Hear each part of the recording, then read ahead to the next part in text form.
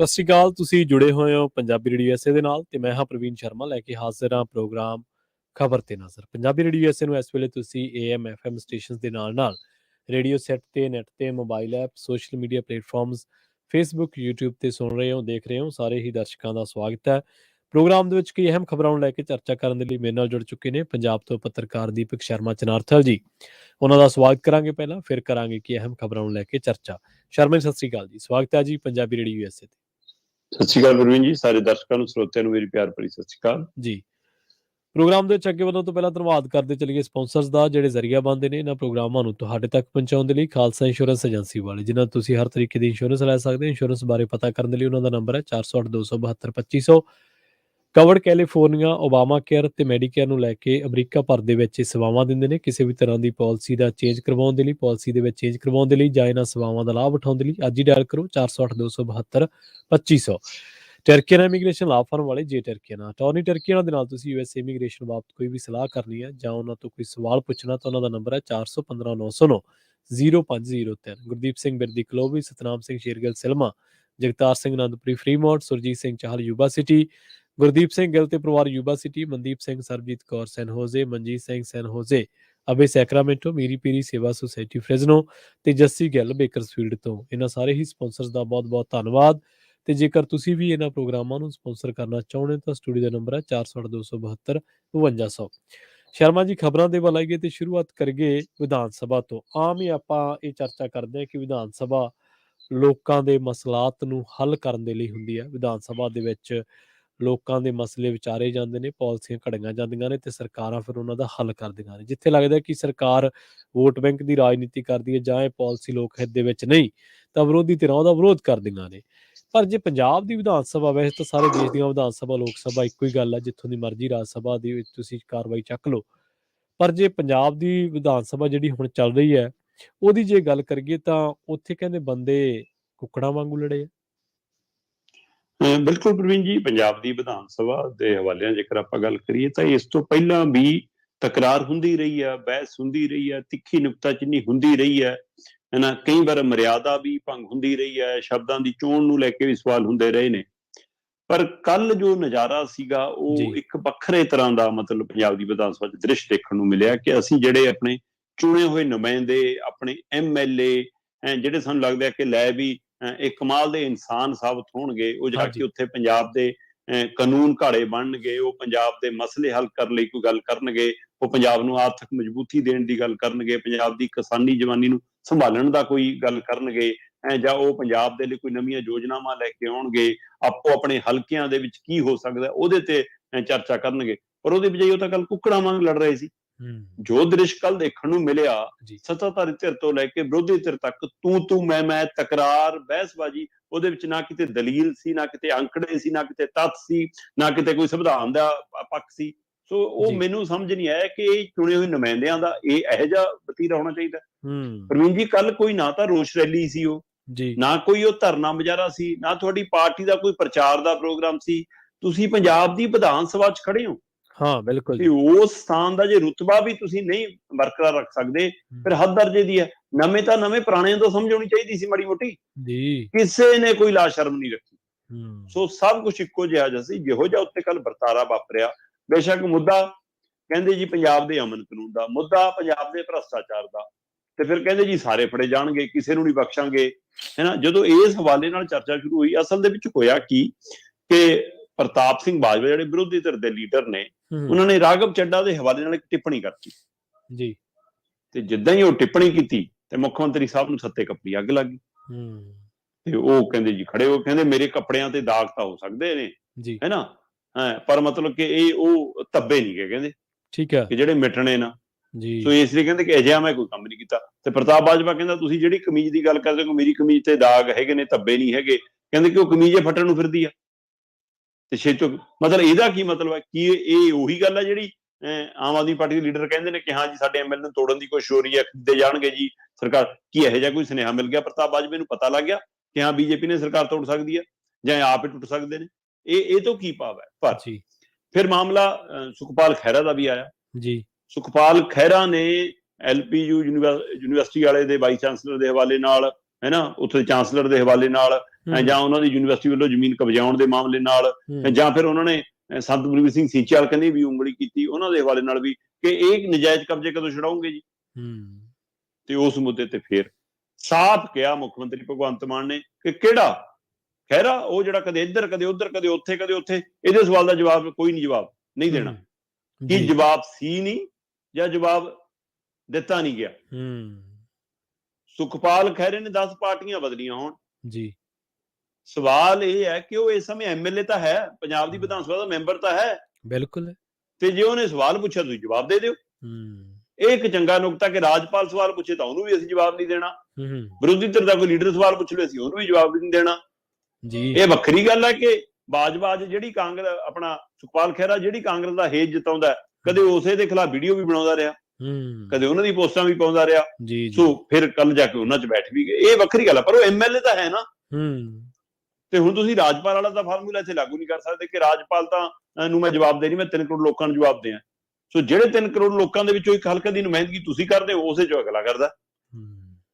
ਸੋ ਇਸ ਲਈ ਉਸ ਨਾਤੇ ਜਵਾਬ, ਪਰ ਉਹ ਕਹਿੰਦੇ ਜਵਾਬ ਮਤਲਬ ਇਹਦਾ ਮਤਲਬ ਕੀ ਜਵਾਬ ਨਹੀਂ ਸੀ ਉਹਦੇ ਸਵਾਲ ਦਾ, ਜਾਂ ਜਵਾਬ ਦੇਣਾ ਹੀ ਨਹੀਂ ਚਾਹਿਆ। ਹਾਂ, ਕੱਲ ਜਿਹੋ ਜਿਹੀ ਉੱਥੇ ਮਤਲਬ ਕਿ ਵਤੀਰਾ ਹੋਇਆ, ਮੁੱਖ ਮੰਤਰੀ ਜਿਵੇਂ ਮਤਲਬ ਕਿ ਜਿਸ ਸ਼ੈਲੀ 'ਚ ਬੋਲ ਰਹੇ ਸੀ, ਉਹ ਮੁੱਖ ਮੰਤਰੀ ਵਾਲੀ ਸ਼ੈਲੀ ਨਜ਼ਰ ਨਹੀਂ ਆ ਰਹੀ ਸੀ। ਉਹਨਾਂ ਦਾ ਅੰਦਾਜ਼, ਬੇਸ਼ੱਕ ਉਹ ਹਮਲਾਵਰ ਹੋਣਾ ਚਾਹੁੰਦੇ ਸੀ, ਪਰ ਉਹ ਹਮਲਾਵਰ ਹੋਣ ਦੇ ਲਈ ਉੱਚੀ ਬੋਲਣ ਦੀ ਲੋੜ ਨਹੀਂ ਹੁੰਦੀ, ਉਹਦੇ 'ਚ ਠੋਸਪਣ ਹੋ ਜਾਂਦਾ ਤਾਂ ਜ਼ਿਆਦਾ ਵਧੀਆ ਲੱਗਦਾ। ਉਹ ਕਿਤੇ ਕਹਾਲ ਨਜ਼ਰ ਆਈ, ਔਰ ਆਪਣੀ ਗੱਲ ਮਤਲਬ ਪ੍ਰਤਾਪ ਬਾਜਵਾ ਕਹਿੰਦਾ ਜੀ ਆਪਣੀ ਗੱਲ ਆ ਕੇ ਕਹਿ ਕੇ ਚਲੇ ਜਾਂਦੇ ਨੇ, ਸਾਡੀ ਸੁਣਦੇ ਨਹੀਂ। ਇਹ ਇਕੱਲੇ ਮੁੱਖ ਮੰਤਰੀ ਕਿਉਂ, ਪ੍ਰਵੀਨ ਜੀ, ਸਵਾਲ ਜਿਹੜੇ ਲੱਗੇ ਹੋਏ ਸੀ ਉਹਨਾਂ ਸਵਾਲਾਂ ਦੇ ਜਵਾਬ ਦੇਣ ਦੇ ਲਈ ਮੰਤਰੀ ਤੱਕ ਹਾਜ਼ਰ ਨਹੀਂ ਸੀ। ਠੀਕ ਹੈ, 3 ਮੰਤਰੀ ਗੈਰ ਹਾਜ਼ਰ ਜੀ, ਤੇ ਉਹਨਾਂ ਦੇ ਸਵਾਲ ਰੋਕ ਕੇ ਰੱਖਣੇ ਪਏ ਕਿ ਕੱਲ ਨੂੰ ਜਵਾਬ ਲੈ ਕੇ ਦੇਵਾਂਗੇ। ਆਖਰ ਸਪੀਕਰ ਔਖੇ ਹੋ ਗਏ ਤੇ ਸਪੀਕਰ ਨੇ ਫਿਰ ਸੁਨੇਹਾ ਲਾਇਆ ਕਿ ਭਾਈ ਮੰਤਰੀ ਐਮਐਲਏ ਨੂੰ ਕਹਿ ਦਿਓ ਕਿ ਮੌਜੂਦ ਰਹਿਣਾ ਜ਼ਰੂਰੀ ਹੈ ਜੀ। ਪਰ ਇੱਕ ਜਿਹੜਾ ਸ਼ੇਅਰ ਪੜਿਆ ਪ੍ਰਤਾਪ ਬਾਜਵੇ ਨੇ, ਉਸ ਦੇ ਖਾਸੇ ਮਾਇਨੇ ਨੇ। ਉਹਨੇ ਕਹਿੰਦਾ ਕਿ ਤੰਜ ਦੇ ਵਿੱਚ ਕਿਹਾ ਕਿ ਜੋ ਖਾਨਦਾਨੀ ਰਹੀਸ ਹੈ वो मिजाज रखते हैं नरम अपना, तुम्हारा लहजा बता रहा है कि तुम्हारी दौलत नई नहीं है। ठीक है, उन्होंने सीधा तंज मेरा ख्याल मुख मंत्री भगवंत मान होरां ते कसण दी कोशिश की कि तुसीं जिहड़े नवें ने बोलदे हो, कहंदे ना कि नवां अजे मुला बनिया कि हाँ तां करके नवाज उच्ची पढ़दा जी जी। सो इस लई उस तरह दा तंज कसण दी एक मैनूं लग्गिया कि उन्होंने तंज कसिया।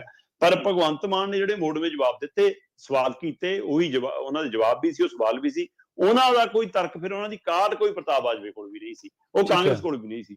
ਉਹ ਕਹਿੰਦੇ ਆ ਜਿਹੜੀ ਮੁਰਲੀ ਲਾਈਨ ਆ, ਇੱਥੇ ਹੀ ਬੈਠਦੇ ਸੀ ਤੁਹਾਡੇ ਕੈਪਟਨ ਅਮਰਿੰਦਰ ਸਿੰਘ, ਇੱਥੇ ਹੀ ਬੈਠਦੇ ਸੀ ਤੁਹਾਡੇ ਸੁਨੀਲ ਜਾਖੜ, ਇੱਥੇ ਹੀ ਬੈਠਦੇ ਸੀ ਤੁਹਾਡੇ ਬਲਵੀਰ ਸਿੱਧੂ, ਇੱਥੇ ਹੀ ਬੈਠਦੇ ਸੀ ਮਨਪ੍ਰੀਤ ਬਾਦਲ, ਕਾਂਗੜ, ਹੈਨਾ। ਤੇ ਫਿਰ ਪ੍ਰਤਾਪ ਬਾਜਵੇ ਨੂੰ ਕਿਹਾ ਕਿ ਤੁਹਾਡਾ ਭਰਾ ਵੀ ਇੱਧਰ ਹੀ ਹੁੰਦਾ ਸੀ, ਫਤਿਹ ਜੰਗ ਬਾਜਵਾ, ਕਿੱਥੇ ਨੇ ਅੱਜ ਕੱਲ? ਦੋ ਜਵਾਬ, ਕਿਉਂ ਭੱਜ ਗਏ ਉਹ? ਕਹਿੰਦੇ ਜੇ ਤੁਸੀਂ ਸੋਚਦੇ ਹੋ ਕਿ ਉੱਧਰ ਜਾਣਾ ਬਚ ਜਾਣਗੇ, ਸਾਰੇ ਫੜੇ ਜਾਣਗੇ, ਕਹਿੰਦੇ ਅਸੀਂ ਕਿਸੇ ਨੂੰ ਨਹੀਂ ਬਖਸ਼ਾਂਗੇ ਜੀ। ਤੇ ਫਿਰ ਪ੍ਰਤਾਪ ਬਾਜਵੇ ਨੇ ਕਿਹਾ ਅੱਛਾ ਜੇ ਸਾਰੇ ਫੜੇ ਜਾਣਗੇ ਤਾਂ ਫਿਰ ਸਰਾਰੀ ਕਿਉਂ ਤੁਹਾਡੇ ਨਾਲ ਬੈਠਾ? ਤੇ ਇਹ ਗੱਲ ਫੜਿਆ ਜਾਊਗਾ। ਵਿਜੇ ਸਿੰਗਲੇ ਵਾਲਾ ਮਾਮਲਾ ਮੁੱਖ ਮੰਤਰੀ ਸਾਹਿਬ ਨੇ ਖੁਦ ਕਿਹਾ ਸੀ ਕਿ ਹਾਂ ਜੀ ਭਾਈ ਮੈਂ ਮੇਰੇ ਕੋਲ ਮੰਨ ਗਿਆ ਕਮਿਸ਼ਨ ਲੈਂਦਾ, ਫਿਰ ਉਹਦੀ ਐਮਐਲਏਸ਼ਿਪ ਵੀ ਬਰਕਰਾਰ, ਉਹ ਕਿਉਂ ਨਹੀਂ ਜੇਲ੍ਹ 'ਚ? ਸਰਾਰੀ ਦੀ ਕਿਉਂ ਨਹੀਂ ਗ੍ਰਿਫਤਾਰੀ? ਹੈ ਨਾ। ਇੱਕ ਹੁਣ ਨਵਾਂ ਹਜੇ ਅੰਦਰ ਗਿਆ ਹੋਇਆ, ਇਸ ਲਈ ਉਹ ਨਹੀਂ ਆਇਆ, ਪਰ ਕੀ ਤੁਸੀਂ ਉਹਨੂੰ ਪਾਰਟੀ ਚੋਂ ਕੱਢਿਆ? ਕੀ ਤੁਸੀਂ ਸਪੀਕਰ ਨੂੰ ਲਿਖ ਕੇ ਦਿੱਤਾ ਕਿ ਸਾਡੇ ਆ 3 ਐਮਐਲਏ ਇਸ ਮਾਮਲਿਆਂ 'ਚ ਘਿਰੇ ਨੇ ਜੀ, ਇਹਨਾਂ ਦੀ ਮੈਂਬਰਸ਼ਿਪ ਖਾਰਜ ਕਰੋ, ਵਿਧਾਨ ਸਭਾ ਦੀ ਮੈਂਬਰੀ ਖਾਰਜ ਕਰੋ? ਕੀ ਇਹੀ ਜੀ ਪਹਿਲ ਕਦਮੀ ਕੀਤੀ? ਹਾਂ, ਪਰ ਜਿਹੜਾ ਹਵਾਲਾ ਦੇ ਰਹੇ ਨੇ ਉਹ ਉਸ ਗੱਲ ਨਾਲ ਦਰੁਸਤ ਹੈ ਕਿ ਮੁੱਖ ਮੰਤਰੀ ਭਗਵੰਤ ਮਾਨ ਨੇ ਇਹ ਕਿਹਾ ਕਿ ਕਾਂਗਰਸ ਦੇ ਵਿੱਚ ਜਾਂ ਉਧਰ ਵਾਲੇ ਪਾਸੇ ਜਿਹੜੇ ਬੈਠੇ ਨੇ ਉਹਨਾਂ 'ਚ ਅੱਜ ਵੀ ਕਈ ਬੰਦੇ ਇਹੋ ਜਿਹੇ ਬੈਠੇ ਨੇ ਜਿਨ੍ਹਾਂ ਦੇ ਉੱਤੇ ਭ੍ਰਿਸ਼ਟਾਚਾਰ ਦੇ ਦੋਸ਼ ਨੇ, ਉਹ ਵੀ ਬਖਸ਼ੇ ਨਹੀਂ ਜਾਣਗੇ। ਠੀਕ ਹੈ। ਜੇਕਰ ਪਿਛਲਿਆਂ ਦੀ ਗੱਲ ਕਰੀਏ ਪ੍ਰਵੀਨ ਜੀ, 4 ਬੰਦੇ ਸਿੱਧੇ ਘਿਰ ਚੁੱਕੇ ਨੇ ਹੁਣ ਤੱਕ। ਭਾਰਤ ਭੂਸ਼ਣ ਆਸ਼ੂ ਜੀ, ਸਾਧੂ ਸਿੰਘ ਧਰਮਸੋਤ, ਸੁੰਦਰ ਸ਼ਾਮ ਅਰੋੜਾ, ਸੰਗਤ ਸਿੰਘ ਗਿਲਜੀਆਂ, ਤੇ ਇਹ 4ਾਂ ਦਾ ਗੇੜਾ ਵੀ ਇੱਧਰ ਉੱਧਰ ਲੱਗੀ ਜਾਂਦਾ। 3 ਤਾਂ ਅੰਦਰ ਜਾ ਆਏ, ਚਲੇ ਗਏ, ਹੈ ਨਾ। ਹਾਂਜੀ ਹਾਂਜੀ। ਪਰ ਉਹ ਤੋਂ ਬਾਅਦ ਫਿਰ ਨਿਸ਼ਾਨੇ ਤੇ ਵੀ ਨੇ ਬਾਕੀ ਵੀ। ਜੇਕਰ ਇਹਨਾਂ ਚੋਂ ਦੇਖੋ ਤਾਂ ਮੌਜੂਦਾ ਦੇ ਵਿੱਚੋਂ ਇਸ ਮੌਕੇ ਜਿਹੜੇ ਐਮਐਲਏ ਹੈਗੇ ਨੇ ਉਧਰਲੇ ਪਾਸੇ ਬੈਠੇ ਨੇ, ਰਾਜਾ ਵੜਿੰਗ ਪੰਜਾਬ ਦੀ ਕਾਂਗਰਸ ਪਾਰਟੀ ਦਾ ਪ੍ਰਧਾਨ ਹੈ, ਤੇ ਕੱਲ ਉਹ ਝੱਗੇ ਦੇ ਉੱਤੇ ਉਹ ਟੀ-ਸ਼ਰਟ ਨਵੀਂ ਬਣਾ ਕੇ ਉਹਦੇ ਉੱਪਰ ਖਬਰਾਂ ਪ੍ਰਿੰਟ ਕਰਾ ਕਰੂ ਕੇ ਲੈ ਕੇ ਵੀ ਗਿਆ ਕਿ ਆ ਦੇਖੋ ਜੀ ਇਹਨਾਂ ਦਾ ਟਾਈਮ ਚਾਹ ਹੋ ਗਿਆ, ਟਾਈਮ ਚਾਹ ਹੋ ਗਿਆ। ਪਰ ਆਪਣੀ ਵਾਲੀਆਂ ਵੀ ਕਰਾ ਲੈਂਦਾ, ਥੋੜੀ ਬਹੁਤ ਜਗ੍ਹਾ ਬਚਦੀ ਸੀ ਅਜੇ ਟੀ-ਸ਼ਰਟ ਤੇ, ਕਿ ਤੁਹਾਡੇ ਟਾਈਮਾਂ 'ਚ ਵੀ ਜੋ ਕੁਝ ਹੋਇਆ ਭਾਈ। ਤੇ ਹੁਣ ਉਹ ਵੀ ਘਿਰਿਆ ਹੋਇਆ, ਕਿਉਂਕਿ ਉਹ ਬੱਸਾਂ ਵਾਲੀ ਬੋਡੀ ਵਾਲਾ ਮਾਮਲਾ ਹੈ। ਟਰਾਂਸਪੋਰਟ ਮੰਤਰੀ ਰਿਹਾ ਜਿੰਨੀ ਦੇਰ 'ਚ ਚੰਨੀ ਵਾਲੇ ਟਾਈਮ 'ਚ, ਉਨੀ ਦੇਰ 'ਚ ਬੱਸਾਂ ਦੀ ਬੋਡੀ ਦਾ ਮਾਮਲਾ ਵਿਵਾਦਾਂ 'ਚ ਹੈ। ਠੀਕ ਹੈ ਹਿਰਾਸਤ 'ਚ ਜਾ ਕੇ ਲਵਾਈ, ਉਹ ਵੀ ਜੀ ਜਾਂਚ ਚੱਲਦੀ ਆ। ਉਹ ਤੋਂ ਬਾਅਦ ਤ੍ਰਿਪਤਿੰਦਰ ਬਾਜਵਾ, ਪੰਚਾਇਤੀ ਜ਼ਮੀਨਾਂ ਦਾ ਮਾਮਲਾ ਕਿੰਨਾ ਕੁਛ, ਉਹ ਵੀ ਘਿਰੇ ਨੇ। ਇਸ ਤੋਂ ਬਾਅਦ ਮੁੱਖ ਮੰਤਰੀ ਭਗਵੰਤ ਮਾਨ ਨੇ ਗੈਂਗਸਟਰਾਂ ਨਾਲ ਸੰਬੰਧਾਂ ਦੀ ਗੱਲ ਵੀ ਕੀਤੀ। ਇਹ ਵੱਖਰੀ ਗੱਲ ਹੈ ਕਿ ਉਹਨਾਂ ਦੇ ਰਾਜ ਦੇ ਵਿੱਚ ਜੋ ਕੁਝ ਜੇਲ੍ਹਾਂ 'ਚ ਵਾਪਰਿਆ ਉਹ ਵੱਖਰਾ ਸਵਾਲ ਖੜਾ ਹੈ, ਹਾਂਜੀ ਪਰ ਇੱਧਰ ਉਹਨਾਂ ਨੇ ਸੁਖਜਿੰਦਰ ਰੰਧਾਵਾ ਦੇ ਉੱਤੇ ਵੀ, ਸੁੱਖੀ ਰੰਧਾਵਾ ਦੇ ਉੱਤੇ ਵੀ ਉਹਨਾਂ ਨੂੰ ਉਂਗਲੀ ਰੱਖੀ, ਅੱਛਾ ਉੱਧਰ ਵੀ ਤੰਜ ਕੱਸਿਆ, ਕਿਆ ਬੈਠੇ ਨੇ ਜਿਹਨਾਂ ਦੇ ਗੈਂਗਸਟਰਾਂ ਨਾਲ ਸੰਬੰਧ ਨੇ। ਤੇ ਫਿਰ ਉਹਨਾਂ ਨੇ ਇਹ ਵੀ ਕਿਹਾ ਕਿ ਬਖਸ਼ੀ ਉਹ ਵੀ ਨਹੀਂ ਜਾਣਗੇ, ਚਾਹੇ ਬੀਜੇਪੀ ਚਲੇ ਜਾਣ, ਚਾਹੇ ਬੀਜੇਪੀ ਚਾਹੇ ਸੀਜੇਪੀ ਕਿਸੇ ਮਰਜ਼ੀ ਚਲੇ ਜਾਣ। ਇਹਦਾ ਮਤਲਬ ਕੀ ਆਉਣ ਵਾਲੇ ਸਮੇਂ 'ਚ ਮਨਪ੍ਰੀਤ ਬਾਦਲ ਤੋਂ, ਕੀ ਆਉਣ ਵਾਲੇ ਸਮੇਂ ਦੇ ਵਿੱਚ ਕੈਪਟਨ ਅਮਰਿੰਦਰ ਸਿੰਘ ਤੋਂ, ਕੀ ਸੁਨੀਲ ਜਾਖੜ ਤੋਂ, ਕਾਂਗੜ ਜਾਂ ਬਲਬੀਰ ਸਿੱਧੂ ਤੋਂ ਵੀ ਕੋਈ ਸਖਤੀ ਨਾਲ ਪੁੱਛਗਿੱਛ ਹੋ ਸਕਦੀ ਹੈ, ਕਿ ਇਹਨਾਂ ਦੀ ਵੀ ਕੋਈ ਗ੍ਰਿਫਤਾਰੀ ਹੋ ਸਕਦੀ ਹੈ। ਜੀ ਪਤਾ ਲੱਗ ਰਿਹਾ ਪ੍ਰਵੀਨ ਜੀ ਕਿ ਕੈਪਟਨ ਅਮਰਿੰਦਰ ਦੀਆਂ ਵੀ ਫਾਈਲਾਂ ਵਿਜੀਲੈਂਸ ਤਿਆਰ ਕਰ ਰਹੀ ਹੈ। ਠੀਕ ਹੈ ਖਾਸ ਕਰਕੇ ਕੈਪਟਨ ਅਮਰਿੰਦਰ ਬਾਰੇ ਇਹ ਪਤਾ ਲੱਗ ਰਿਹਾ ਕਿ ਅਮਰਿੰਦਰ ਬਾਰੇ ਪੁਖਤਾ ਦਸਤਾਵੇਜ਼ ਤਿਆਰ ਕਰਨ ਲਈ ਵਿਜੀਲੈਂਸ ਨੂੰ ਹਦਾਇਤ ਹੋਈ ਆ ਜੀ ਕਿ ਪੱਕੇ ਕਾਗਜ਼ ਤਿਆਰ ਕਰਿਓ, ਫਿਰ ਕਾਰਵਾਈ ਕਰਾਂਗੇ, ਅਜੇ ਕਾਹਲੀ ਨਹੀਂ ਕਰਨੀ ਉਸ ਮਾਮਲੇ 'ਚ। ਜੀ ਤੇ ਇਹੀ ਜੀ ਤਿਆਰੀ ਦੀ ਖਬਰ ਮਿਲ ਰਹੀ ਆ। ਪਰ ਕੱਲ ਜੋ ਕੁਝ ਅੰਦਰ ਹੋਇਆ ਉਹ ਤੋਂ ਬਾਅਦ ਆ ਕੇ ਮੀਡੀਆ ਕੋਲ ਜਿਵੇਂ ਕਾਂਗਰਸੀ ਰੋਏ ਜੀ ਕਿ ਉਹ ਸ਼ਾਇਦ ਆਪਣੇ ਸਮੇਂ ਦੀਆਂ ਜੋ ਚੰਮ ਦੀਆਂ ਚਲਾਈਆਂ ਹੈ ਨਾ, ਬੇਅੰਤ ਸਿੰਘ ਤੋਂ ਲੈ ਕੇ ਭੱਠਲ, ਬਰਾੜ, ਤੇ ਫਿਰ ਉਹ ਤੋਂ ਬਾਅਦ ਕੈਪਟਨ ਤੋਂ ਲੈ ਕੇ ਚੰਨੀ ਤੱਕ, ਉਹ ਆਪਣਾ ਦੌਰ ਸ਼ਾਇਦ ਭੁੱਲ ਗਏ। ਤੇ ਹੁਣ ਕਹਿੰਦੇ ਜੀ ਸਾਡੇ ਨਾਲ ਧੱਕਾ ਹੁੰਦਾ ਅੰਦਰ, ਕਹਿੰਦੇ ਜੀ ਅਸੀਂ ਤਾਂ ਹੁਣ ਪਤਾ ਨਹੀਂ ਜਾਣਾ ਦੁਬਾਰਾ ਜਾਂ ਨਹੀਂ ਜਾਣਾ ਜੀ, ਸਲਾਹ ਕਰਾਂਗੇ, ਅੰਦਰ ਸਾਡੀ ਬੇਇੱਜ਼ਤੀ ਬਹੁਤ ਹੁੰਦੀ ਆ। ਤੇ ਫਿਰ ਕਹਿੰਦੇ ਜੇ ਸਾਨੂੰ ਕੱਲ ਨੂੰ ਕਿਸੇ ਨੇ ਜੀ ਕੋਈ ਧਮਕੀ ਦੇਤੀ ਜੀ, ਕਿਸੇ ਨੇ ਸਾਨੂੰ ਕੋਈ ਨੁਕਸਾਨ ਪਹੁੰਚਾਤਾ ਜੀ, ਕਿਸੇ ਨੇ ਕੋਈ ਗੱਡੀ ਦੀ ਫੇਟ ਮਾਰਤੀ ਜੀ, ਕਿਸੇ ਨੇ ਗੋਲੀ ਵੀ ਮਾਰਤੀ ਜੀ, ਕੋਈ ਹਮਲਾ ਕਰਤਾ ਜੀ, ਉਹਦੇ ਲਈ ਮੁੱਖ ਮੰਤਰੀ ਤੇ FIR ਕਰਿਓ ਜੀ, ਪਰਚਾ ਉਹਦੇ ਪਰ ਦਰਜ ਕਰਿਓ। ਸੋ ਇਸ ਲਈ ਉਹਨਾਂ ਨੇ ਆਪਣਾ ਰੋਣਾ ਵੀ ਬਹੁਤ ਰੋਇਆ। ਠੀਕ ਹੈ ਤੇ ਫਿਰ ਜਦੋਂ ਕੁਝ ਨਹੀਂ ਬਣਿਆ ਤਾਂ ਕੇਜਰੀਵਾਲ ਦੀਆਂ ਗਰੰਟੀਆਂ ਵੀ, ਰਾਘਵ ਚੱਡਾ ਦੇ ਸਵਾਲ ਵੀ ਉਹ ਵੀ ਯਾਦ ਕਰਾਏ, 20,000 ਕਰੋੜ ਵਾਲਾ ਵੀ ਹਵਾਲਾ ਦਿੱਤਾ ਕਿ 20,000 ਕਰੋੜ ਰੁਪਇਆ ਕਿੱਥੇ ਗਿਆ, ਜਿਹੜਾ ਆਉਣਾ ਸੀਗਾ ਜੀ ਖਜ਼ਾਨੇ, ਤੁਸੀਂ ਕਹਿੰਦੇ ਸੀ ਕਿ ਮਾਈਨਿੰਗ ਨਾਲ ਆਊਗਾ ਜੀ, ਉਹ ਕਹਿੰਦੇ ਕੋਈ ਨਾ ਬਜਟ ਦਾ ਇੰਤਜ਼ਾਰ ਕਰ ਲਓ, ਬਹੁਤ ਕੁਝ ਆਊਗਾ। ਸੋ ਹੁਣ ਬਜਟ ਵੀ ਦੂਰ ਨਹੀਂ ਹੈ ਪ੍ਰਵੀਨ ਜੀ, ਬਜਟ ਵੀ ਨੇੜੇ ਆਉਣ ਵਾਲਾ। ਤੇ ਇਹ ਸਾਰੇ ਪਹਿਲੂ ਦੇ ਦਰਮਿਆਨ ਹੀ G20 ਸਿਖਰ ਸੰਮੇਲਨ ਦੇ ਮਾਮਲੇ 'ਚ ਵੀ ਸਰਕਾਰ ਘਿਰੀ ਹੋਈ ਨਜ਼ਰ ਆ ਰਹੀ ਹੈ, ਕਿਉਂਕਿ ਜਦੋਂ ਵਿਰੋਧੀ ਧਿਰ ਦੀ ਗੱਲ ਕਰੋਗੇ ਤਾਂ ਉਹ ਤਾਂ ਟਵੀਟ ਕਰਤੇ ਸੀ, ਖਹਿਰੇ ਵਰਗਿਆਂ ਦਾ ਟਵੀਟ ਵੀ ਕਰਤੇ ਸੀ ਕਿ G20 ਸੰਮੇਲਨ ਪੰਜਾਬ 'ਚ ਬੈਠਕਾਂ ਰੱਦ ਹੋਣ ਜਾ ਰਹੀਆਂ, ਕਿ ਰੱਦ ਹੋ ਗਈਆਂ ਜੀ, ਇੱਥੇ ਤਾਂ ਹੋਣਾ ਨਹੀਂ। ਭਗਵੰਤ ਮਾਨ ਦੀ ਸੁਣੋਗੇ, ਉਹਨਾਂ ਦੇ ਮੰਤਰੀਆਂ ਦੀ ਸੁਣੋਗੇ, ਉਹਨਾਂ ਦੇ ਰਾਜ ਸਭਾ ਮੈਂਬਰਾਂ ਦੀ ਸੁਣੋਗੇ, ਕਹਿੰਦੇ ਹੋਊਗਾ ਜੀ। ਕੱਲ ਵੀ ਹੋਲੇ ਮਹੱਲੇ ਮੌਕੇ, ਉਹਦੀ ਸ਼ੁਰੂਆਤ ਮੌਕੇ ਤਖਤ ਸ੍ਰੀ ਕੇਸਗੜ੍ਹ ਸਾਹਿਬ ਪਰਿਵਾਰ ਸਮੇਤ ਮੱਥਾ ਟੇਕਣਗੇ, ਉੱਥੇ ਵੀ ਪੱਤਰਕਾਰਾਂ ਨੂੰ ਹੀ ਕਿਹਾ ਕਿ ਹੋਵੇਗਾ ਜੀ। ਅਧਿਕਾਰੀਆਂ ਨੂੰ ਪੁੱਛੋ, ਕਹਿੰਦੇ ਪਤਾ ਨਹੀਂ ਜੀ, ਚਰਚਾ ਚੱਲਦੀ ਹੈ, ਲਿਖਤੀ ਕੁਛ ਨਹੀਂ। ਪਰ ਹਕੀਕਤ ਇਹ ਆ ਪ੍ਰਵੀਨ ਜੀ ਕਿ ਅੰਮ੍ਰਿਤਸਰ ਦੇ DC ਦੇ ਹਵਾਲੇ ਨਾਲ ਇਹ ਜਾਣਕਾਰੀ ਆ ਕਿ ਭਾਈ ਮੁੜ ਸਮੀਖਿਆ ਕੀਤੀ ਜਾ ਰਹੀ ਹੈ ਬੀਜੇਪੀ ਸਰਕਾਰ ਵੱਲੋਂ ਕਿ ਕੀ G20 ਸਿਖਰ ਸੰਮੇਲਨ ਦੀਆਂ ਬੈਠਕਾਂ ਅੰਮ੍ਰਿਤਸਰ 'ਚ ਕੀਤੀਆਂ ਜਾਣ ਜਾਂ ਨਹੀਂ। ਠੀਕ ਹੈ, ਮੁੜ ਸਮੀਖਿਆ ਦਾ ਮਤਲਬ ਅਜੇ ਵੀ ਪੱਕਾ ਤੈਅ ਨਹੀਂ ਹੈ, ਤਾਂ ਰੱਦ ਹੋ ਵੀ ਸਕਦੀਆਂ ਤੇ ਬੈਠਕਾਂ ਹੋ ਵੀ ਸਕਦੀਆਂ। ਸੋ ਇਸ ਲਈ ਦੋਵਾਂ ਦੇ ਵਿੱਚ ਜੇਕਰ ਅਜਿਹਾ ਕੁਝ ਹੁੰਦਾ ਤਾਂ ਇਹ ਸਰਕਾਰ ਦੀ, ਪੰਜਾਬ ਦੀ ਵੀ ਵੱਡੀ ਕਰਕਰੀ ਹੈ, ਪੰਜਾਬ ਦੀ ਵੱਡੀ ਬਦਨਾਮੀ ਹੈ। ਸੋ ਇੰਟਰਨੈਸ਼ਨਲ ਮੁੱਦਾ ਹੈ, ਇਸੇ ਤੇ ਰਾਜਨੀਤੀ ਕਰਨ ਦੀ ਬਜਾਏ ਪੰਜਾਬ ਦੀਆਂ ਸਿਰ ਧਿਰਾਂ ਨੂੰ ਇਕੱਠੇ ਹੋ ਜਾਣਾ ਚਾਹੀਦਾ। ਪਰ ਜਿਹੜੇ ਇਕੱਠੇ ਹੋਣ ਲਈ ਵਿਧਾਨ ਸਭਾ ਤਾਂ ਉੱਥੇ ਨਹੀਂ ਇਕੱਠੇ ਹੁੰਦੇ, ਉੱਥੇ ਚਰਚਾ ਕਰਨ ਦੀ ਬਜਾਏ, ਵਿਚਾਰਾਂ ਕਰਨ ਦੀ ਬਜਾਏ, ਇੱਕ ਦੂਜੇ ਨਾਲ ਸੰਵਾਦ ਕਰਨ ਦੀ ਬਜਾਏ ਇਹ ਤਾਂ ਕੁੱਕੜਾਂ ਵਾਂਗ ਲੜਦੇ ਨੇ। ਇਹ ਫਿਰ ਨੁਮਾਇੰਦੇ ਨੇ, ਇਹ MLA ਨੇ, ਬੰਦੇ ਨੇ। ਹੁਣ ਰੱਬ ਭਲੀ ਕਰੇ ਕਿ ਪੰਜਾਬ ਦੇ ਕੁਝ ਕਰ ਗੁਜ਼ਰਨ, ਲੜਾਈ ਚੋਂ ਉੱਪਰ ਉੱਠਣ। ਜੀ ਬਿਲਕੁਲ। ਤੇ ਆਪਾਂ ਅਗਲੀ ਖਬਰ ਦੇ ਵੱਲ ਵਧੀਏ ਸ਼ਰਮਾ ਜੀ, ਤੇ ਗੱਲ ਕਰੀਏ ਕੋਟਕਪੂਰਾ ਗੋਲੀकांड ਦੀ। ਇਸ ਮਾਮਲੇ ਦੇ ਵਿੱਚ ਹੁਣ ਬਾਦਲ ਪਿਓ ਪੁੱਤ 23 ਤਰੀਕ ਨੂੰ ਕਹਿੰਦੇ ਤਲਬ ਕਰ ਲਏ SIT ਨੇ। ਬਿਲਕੁਲ ਪ੍ਰਵੀਨ ਜੀ, ਦੋ ਪਹਿਲੂ ਨੇ ਕਿ 24 ਫਰਵਰੀ ਨੂੰ ਜਿਹੜਾ ਚਲਾਨ ਪੇਸ਼ ਕੀਤਾ ਗਿਆ ਸੀ, ਮਤਲਬ ਕਿ ਉਸ ਮਾਮਲੇ ਦੇ ਉੱਤੇ ਹੁਣ ਤਲਬ ਕੀਤਾ ਹੈ। ਕੋਟਕਪੂਰਾ ਗੋਲੀकांड ਮਾਮਲੇ 'ਚ ਜਿਹੜੀ SIT ਵੱਲੋਂ ਚਾਰਜਸ਼ੀਟ ਪੇਸ਼ ਕੀਤੀ ਗਈ ਸੀ, ਉਸ ਮਾਮਲੇ ਦੇ ਵਿੱਚ ਹੁਣ ਇਹਨਾਂ ਨੂੰ ਅਦਾਲਤ ਨੇ ਤਲਬ ਕੀਤਾ ਹੈ। ਅਦਾਲਤ 'ਚ ਇਹਨਾਂ ਨੂੰ ਤਲਬ, ਸਿੱਟ ਮੂਹਰੇ ਤਾਂ ਬਰਾੜ, ਚੌਧਰੀ, ਖੱਟੜ ਤੇ ਸੋਹਤਾ ਤੋਂ ਪੁੱਛਗਿੱਛ ਕਰ ਲਈ ਹੈ ਸਿੱਟ ਨੇ। ਸੋ ਬਕਾਇਦਾ ਤੌਰ ਤੇ ਕੋਟਕਪੂਰਾ ਗੋਲੀकांड ਮਾਮਲੇ ਦੀ ਜਿਹੜੀ ਜਾਂਚ ਕਰ ਰਹੀ ਹੈ SIT, ਉਸ SIT ਨੇ ਸਾਬਕਾ ਮੁੱਖ ਮੰਤਰੀ ਪ੍ਰਕਾਸ਼ ਸਿੰਘ ਬਾਦਲ ਦੇ ਮੁੱਖ ਸਕੱਤਰ ਰਹੇ ਨੇ ਜਿਹੜੇ ਗਗਨਦੀਪ ਬਰਾੜ ਹੋਰੀ, ਜਾਂ ਸਾਬਕਾ DGP ਰੋਹਿਤ ਸ਼ਰਮਾ ਹੋਰੀ, ਰੋਹਿਤ ਚੌਧਰੀ ਹੋਰੀ, ਸਾਬਕਾ DIG ਹੈ ਨਾ ਖੱਟੜਾ ਹੋਰੀ, RS ਖੱਟੜਾ, ਇਸੇ ਤਰ੍ਹਾਂ ਇਕਬਾਲ ਸੋਹਤਾ, ਇਹਨਾਂ ਸਾਰਿਆਂ ਤੋਂ ਪੁੱਛਗਿੱਛ ਕਰ ਲਈ ਆ। ਪਰ ਜਿਹੜਾ ਚਲਾਨ ਪੇਸ਼ ਕੀਤਾ ਸੀਗਾ ਨਾ 24 ਫਰਵਰੀ ਨੂੰ ਜੀ, ਉਹ 7000 ਪੰਨਿਆਂ ਵਾਲਾ, ਜਿਹਦੇ ਵਿੱਚ ਬਾਦਲ ਪਿਓ ਪੁੱਤ ਦਾ ਨਾਮ ਵੀ, ਜਿਹਦੇ ਵਿੱਚ ਸੁਖਬੀਰ ਸਿੰਘ ਬਾਦਲ ਤੇ DGP ਸੁਮੇਧ ਸੈਣੀ ਨੂੰ ਮੁੱਖ ਸਾਜ਼ਿਸ਼ ਘੜਾ ਕਰਾ ਦਿੱਤਾ ਗਿਆ ਸੀਗਾ, ਉਹਦੇ ਵਿੱਚ ਪ੍ਰਕਾਸ਼ ਸਿੰਘ ਬਾਦਲ ਵੀ ਤੇ ਬਾਕੀ ਅਧਿਕਾਰੀ ਵੀ, ਉਹ ਸਾਰਾ ਜਿਹੜਾ ਚਲਾਨ 7000 ਪੰਨਿਆਂ ਦਾ ਪੇਸ਼ ਹੋਇਆ ਸੀ, ਉਸ ਮਾਮਲੇ ਦੇ ਵਿੱਚ ਹੁਣ ਬਾਦਲ ਪਿਓ ਪੁੱਤ ਨੂੰ ਅਦਾਲਤ ਨੇ ਤਲਬ ਕਰ ਲਿਆ। ਠੀਕ ਹੈ, ਇਹ ਤਲਬ ਮਤਲਬ ਹੁਣ ਪੇਸ਼ ਹੁੰਦੇ ਨੇ ਜਾਂ ਆਪਣੇ ਵਕੀਲ ਰਾਹੀਂ ਆਉਂਦੇ ਨੇ ਜਾਂ ਕੋਈ ਬਿਮਾਰੀ ਦਾ ਸਰਟੀਫਿਕੇਟ ਭੇਜਦੇ ਨੇ, ਕੌਣ ਕੀ ਕਰਦਾ ਕਿਹੜਾ ਢੰਗ ਤਰੀਕਾ ਆਪਣਾ ਦੇਖਣ ਵਾਲੀ ਗੱਲ ਹੋਏਗੀ।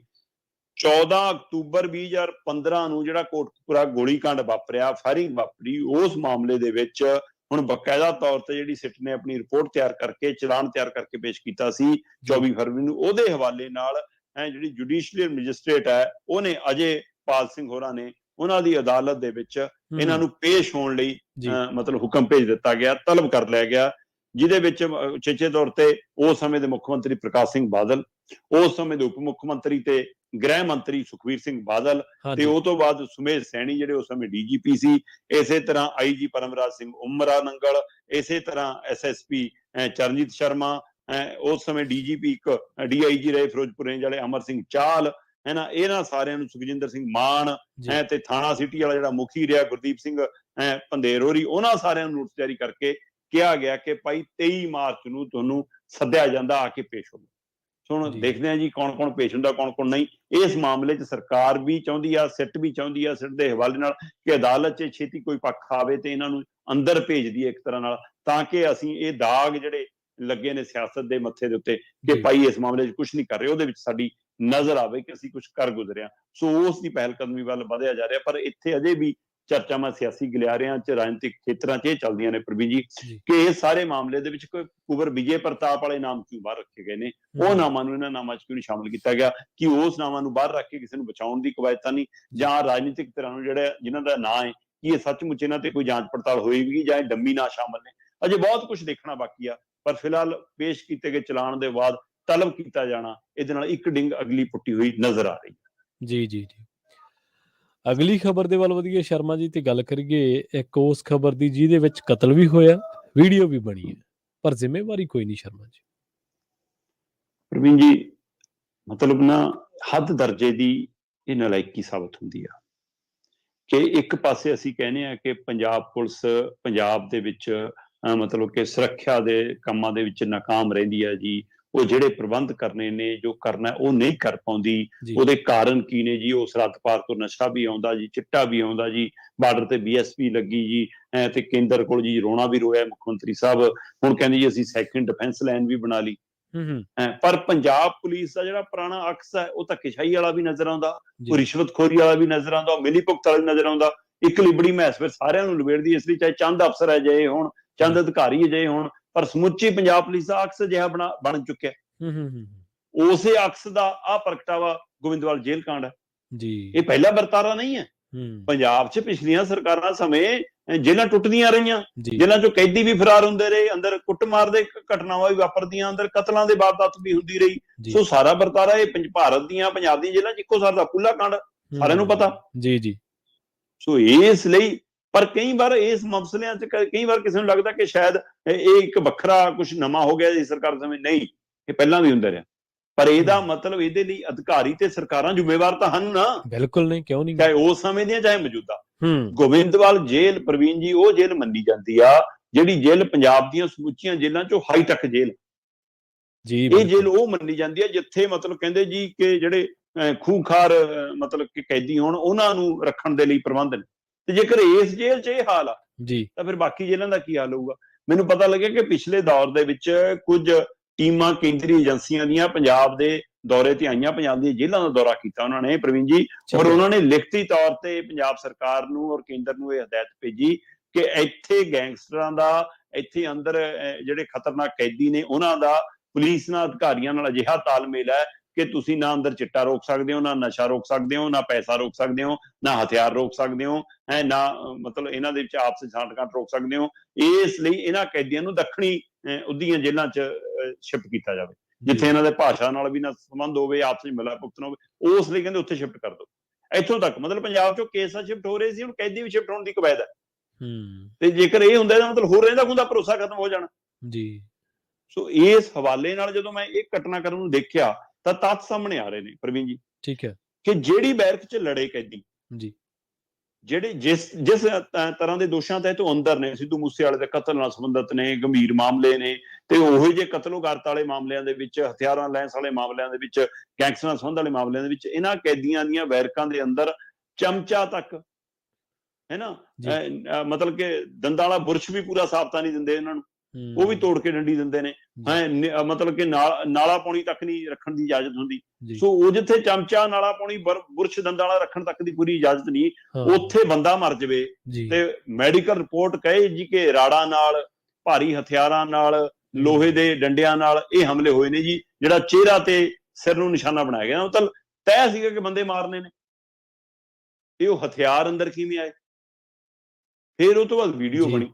ਹੁਣ ਪ੍ਰਵੀਨ ਜੀ, ਇੱਕ ਰਿਪੋਰਟ ਆਈ ਸੀ ਬਾਹਰ ਕੇ ਪੰਜਾਬ ਤੇ ਭਾਰਤ ਦੀਆਂ ਜੇਲ੍ਹਾਂ ਦੇ ਲਈ ਸਭ ਤੋਂ ਵੱਧ ਜੇਕਰ ਕੋਈ ਬਾਜ਼ਾਰ ਦੇ ਵਿੱਚੋਂ ਮੋਬਾਈਲ ਵਿਕਦੇ ਨੇ ਤਾਂ ਉਹ ਚਾਈਨੀਜ਼ ਛੋਟੇ ਫੋਨ ਨੇ ਜੀ। ਤੇ ਉਹ ਛੋਟਾ ਫੋਨ ਮਾਚਿਸ ਦੀ ਡੱਬੀ ਜਿੰਨਾ ਫੋਨ।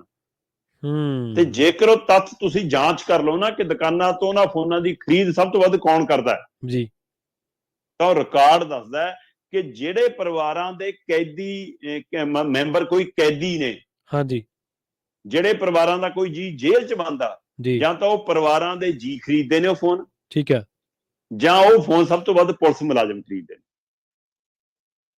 ਹੁਣ ਇਹ ਖਰੀਦ ਕਾਹਦੇ ਲਈ ਹੁੰਦੀ ਹੈ? ਮਤਲਬ ਫੋਨ ਅੰਦਰ ਪਹੁੰਚਾਉਣ ਲਈ ਹੁੰਦੀ ਆ। ਤੇ ਉਹ ਮਾਚਿਸ ਦੀ ਡੱਬੀ ਜਿੰਨਾ ਫੋਨ ਆ। ਪਰ ਇੱਥੇ ਜੇ ਵੀਡੀਓ ਬਣੀ ਆ ਤਾਂ ਫਿਰ ਉਹ ਮਾਚਿਸ ਦੀ ਡੱਬੀ ਵਾਲੇ ਫੋਨ ਨਾਲ ਤਾਂ ਬਣੀ ਨਹੀਂ, ਉਹ ਚਾਈਨੀਜ਼ ਫੋਨ ਨਾਲ ਤਾਂ ਬਣੀ ਨਹੀਂ, ਉਹ ਸਮਾਰਟਫੋਨ ਨਾਲ ਬਣੀ। ਤੇ ਇਹਦਾ ਮਤਲਬ ਉਹ ਫੋਨ ਤੱਕ ਅੰਦਰ ਉਪਲਬਧ ਨੇ। ਹਥਿਆਰਾਂ ਦਾ ਜਾਣਾ ਜੀ, ਕਤਲ ਹੋ ਜਾਣਾ, ਕਤਲ ਹੋ ਜਾਣ ਤੋਂ ਬਾਅਦ ਵੀਡੀਓ ਦਾ ਬਣਨਾ, ਵੀਡੀਓ ਤੋਂ ਬਾਅਦ ਉਸ ਵੀਡੀਓ ਦਾ ਅਪਲੋਡ ਹੋਣਾ। ਤੇ ਜੇ ਵੀਡੀਓ ਅਪਲੋਡ ਵੀ ਹੋਈ ਆ ਤਾਂ ਇਹਦਾ ਮਤਲਬ ਸਮਾਰਟਫੋਨ ਨੂੰ ਫਿਰ ਨੈਟ ਵੀ ਮਿਲਦਾ ਅੰਦਰ ਜੀ। ਬਿਲਕੁਲ, ਫਿਰ ਨੈਟ ਦੀ ਮੌਜੂਦਗੀ ਵੀ ਹੈਗੀ। ਪ੍ਰਵੀਨ ਜੀ, ਵੀਡੀਓ ਦੱਸਦੀ ਆ ਕਿ ਇੱਕ 34 ਸਕਿੰਟ ਦੀ ਵੀਡੀਓ ਆ, ਹਾਂਜੀ, ਇੱਕ 53-54 ਸਕਿੰਟ ਦੀ ਵੀਡੀਓ ਆ ਜੀ। ਦੋਵਾਂ ਵੀਡੀਓ 'ਚ 10 ਮਿੰਟ ਦਾ ਫਰਕ ਆ। ਪਹਿਲੀ ਵੀਡੀਓ ਘਟਨਾਕ੍ਰਮ ਤੋਂ ਦੌਰਾਨ ਹੀ ਮਤਲਬ ਤੁਰੰਤ ਬਣੀ ਲਗਭਗ ਵੀਡੀਓ, ਹਾਂਜੀ, ਤੇ ਦੂਸਰੀ 10 ਮਿੰਟ ਬਾਅਦ ਬਣੀ ਆ। ਉਹੀ ਚਿਹਰੇ ਮੋਹਰੇ ਦੁਬਾਰਾ ਦਿਖ ਰਹੇ ਨੇ ਪਰ ਕੱਪੜੇ ਬਦਲ ਕੇ ਆ ਗਏ, ਘਟਨਾਕ੍ਰਮ ਉਵੇਂ ਹੀ ਆ ਉੱਥੇ ਸਾਰਾ ਕੁਝ। ਮਤਲਬ ਉਹਨਾਂ ਨੂੰ ਮੂੰਹ ਧੋ ਕੇ ਕੱਪੜੇ ਬਦਲਣ ਦਾ ਮੌਕਾ ਤੱਕ ਮਿਲਿਆ, ਵੀਡੀਓ ਬਣਦੀਆਂ ਰਹੀਆਂ, ਪੁਲਿਸ ਵਾਲੇ ਵਿੱਚ ਦਿਖ ਰਹੇ ਨੇ। ਕੀ ਪੁਲਿਸ ਵਾਲੇ ਦੀ ਹਿੰਮਤ ਨਹੀਂ ਸੀ ਕਿ ਉਹ ਫੋਨ ਖੋਹ ਲੈਂਦਾ ਜੀ? ਕੀ ਪੁਲਿਸ ਵਾਲੇ ਦੀ ਹਿੰਮਤ ਨਹੀਂ ਸੀ ਕਿ ਉਹ ਵੀਡੀਓ ਰੋਕ ਲੈਂਦਾ? ਜਾਂ ਪੁਲਿਸ ਵਾਲੇ ਨਾਲ ਸੌਦਾ ਹੀ ਏਡਾ ਵੱਡਾ ਹੋਇਆ ਉਹਨਾਂ ਨਾਲ ਕਿ ਭਾਈ ਉਹਨੂੰ ਹੁਕਮ ਇਹੋ ਜਿਹਾ ਆ? ਅੰਦਰ ਹਥਿਆਰ, ਨਸ਼ਾ, ਚਿੱਟਾ, ਹੈ ਨਾ, ਤੇ ਅੰਦਰੋਂ ਨੈਟ, ਅੰਦਰੋਂ ਗੈਂਗ ਦਾ ਚਲਾਉਣਾ, ਅੰਦਰੋਂ ਸਪਲਾਈ ਦੇ ਆਰਡਰ ਲੈਣੇ, ਮਾਲ ਪਹੁੰਚਾਉਣ ਦੇ ਆਰਡਰ ਲੈਣੇ, ਫੇਸਬੁੱਕ ਤੇ ਘਟਨਾਵਾਂ ਦੀ ਜ਼ਿੰਮੇਵਾਰੀ ਲੈਣੀ, ਧਮਕੀਆਂ ਦੇਣੀਆਂ। ਜੇ ਸਾਰਾ ਕੁਝ ਚੱਲਦਾ ਹੈ, ਕੀ ਇਹ ਬੈਰਕ ਦੇ ਬਾਹਰ ਖੜੇ ਮੁਲਾਜ਼ਮ ਦੀ ਇੰਨੀ ਹਿੰਮਤ ਹੈ ਉਹ ਇਕੱਲਾ ਹੀ ਇੰਨਾ ਕੁਝ ਆਪਣੀ ਸ਼ਹਿ ਤੇ ਕਰਾ ਲਵੇ ਜੀ?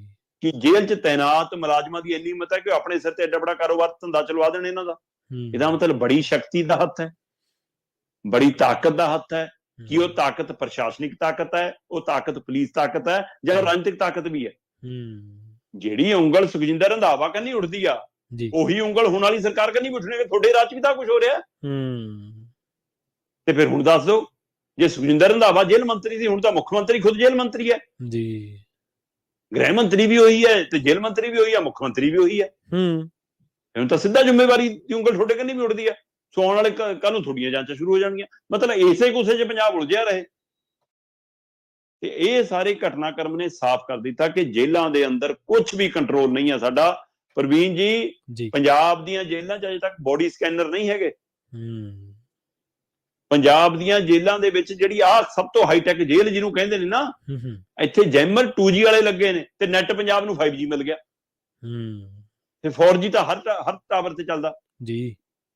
ਮਤਲਬ ਅੰਦਰ ਨੈਟ ਉਪਲਬਧ ਆ 4G ਵਾਲਾ, ਤੇ ਸਾਡੇ ਵਾਲੇ ਜੈਮਰ ਰੋਕਦੇ ਨੇ ਜੇਲ੍ਹ ਦੇ ਅੰਦਰ ਜਾਣ ਨੂੰ 2G। ਜਾਂ 2G ਹੈ ਹੀ ਨਹੀਂ ਤਾਂ ਰੁਕੂਗਾ ਕੀ? ਤੇ ਉਹ 2G ਵਾਲੇ ਜੈਮਰ ਵੀ ਕਹਿੰਦੇ ਇੰਨੇ ਪੁਰਾਣੇ ਹੋ ਗਏ ਉਹ ਕੰਮ ਨਹੀਂ ਕਰਦੇ ਜੀ।